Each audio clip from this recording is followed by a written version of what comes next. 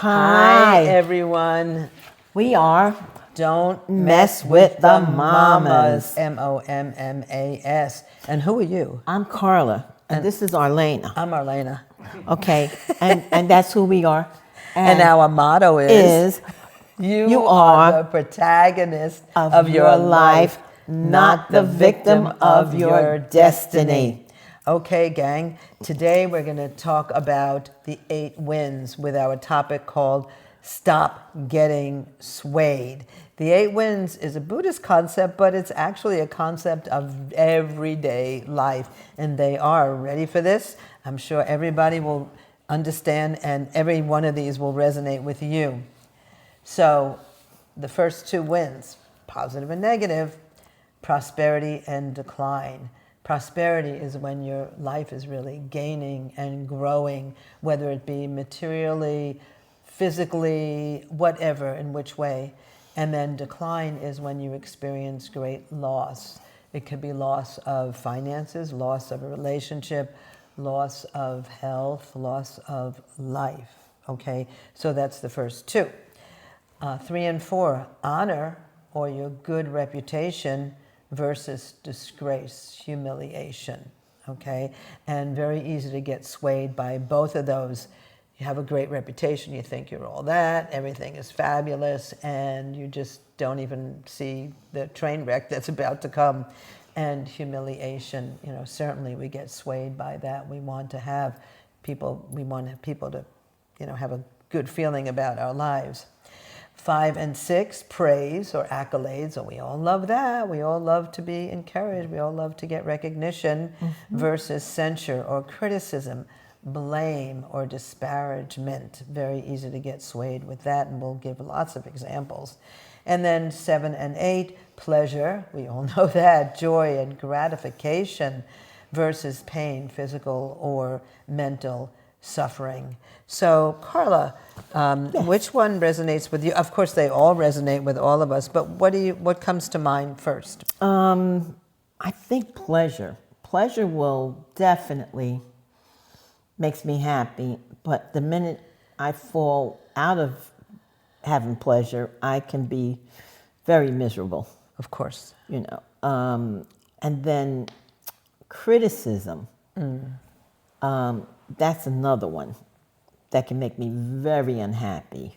But I love praise. But, the other thing is that we can forget about, we might think we're just too big for our britches, Sure. sort of like, Absolutely. And Yeah.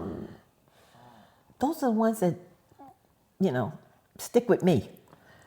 If I can share two experiences, when I was singing in clubs, I could have 50 people that say, wow, you're wonderful and very talented. That one person who criticizes me, that's what I'll remember. And that's how I was, for many, many years. I was so swayed by negativity in particular. We're swayed by the most positive, we're swayed by the most negative. When we had our restaurant, when you have your own restaurant, people really treat you like royalty. I had my meals made for me by our staff, and I felt, wow, I was all that. And I even felt my life getting swayed. I said, something is not right about this. I shouldn't be in this. This is like a very ephemeral life state to be in. It's not even healthy. And then, of course, when we lost everything on our second restaurant, that put me straight. Of course, I was swayed by that. But believe it or not, that loss made me so much stronger than, all of that wonderful accolade, all those wonderful accolades. That loss really made me develop a stronger foundation.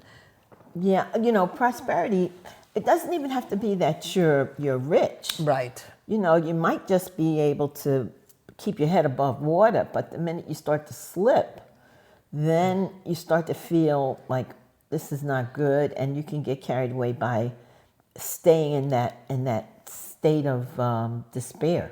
Absolutely. So how do you get yourself out of that? Right. And it's said anybody who does not bend before these 8 wins is definitely a Buddha.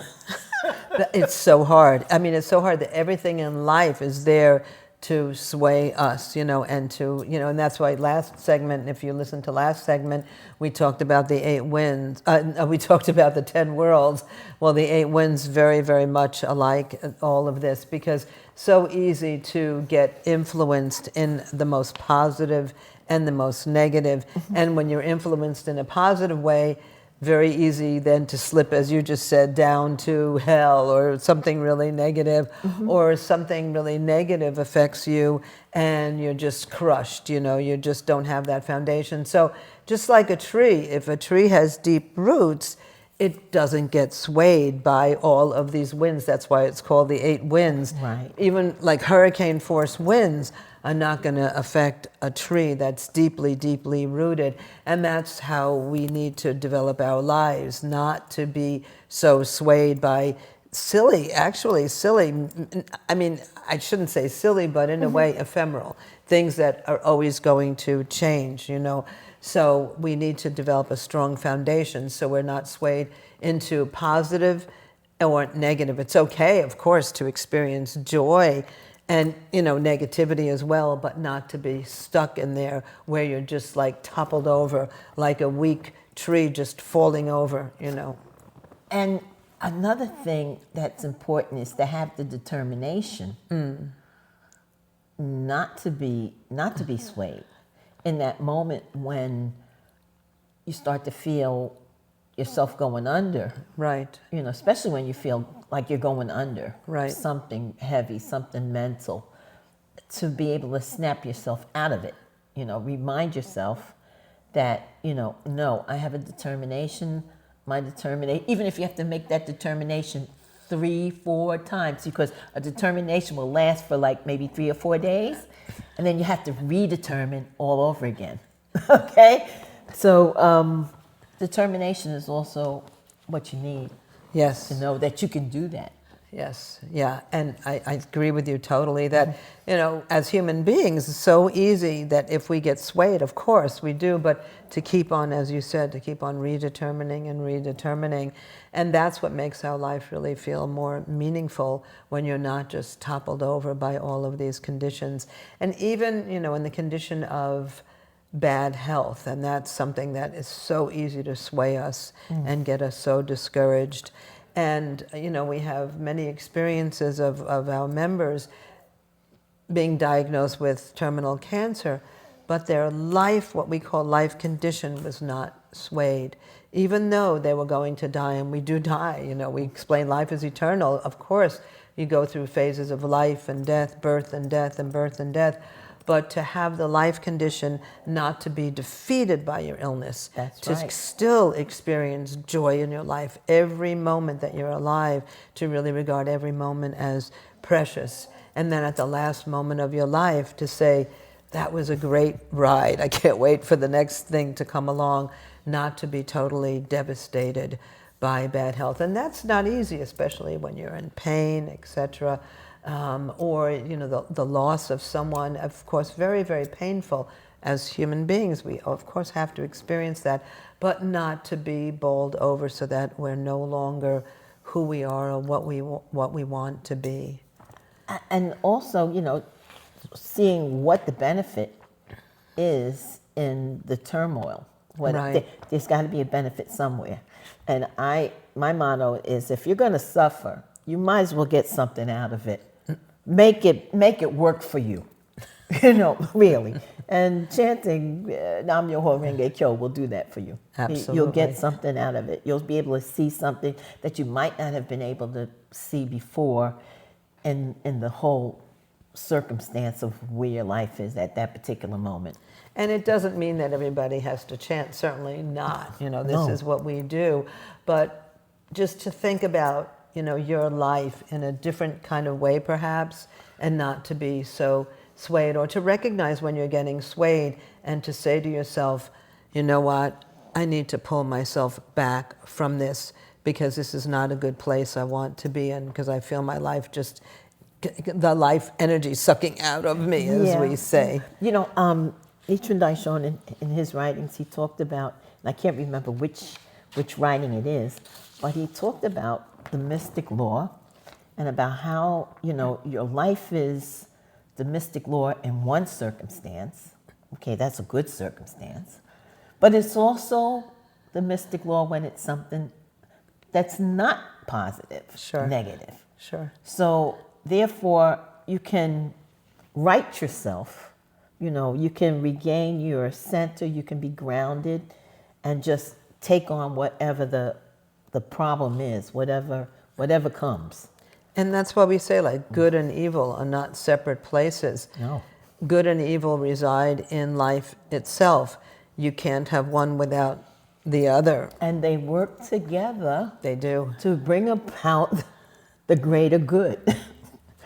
Absolutely, yeah. We sometimes think, oh, that's not, we shouldn't have that. Well, yes, we need that. You need rainy days to appreciate the sun.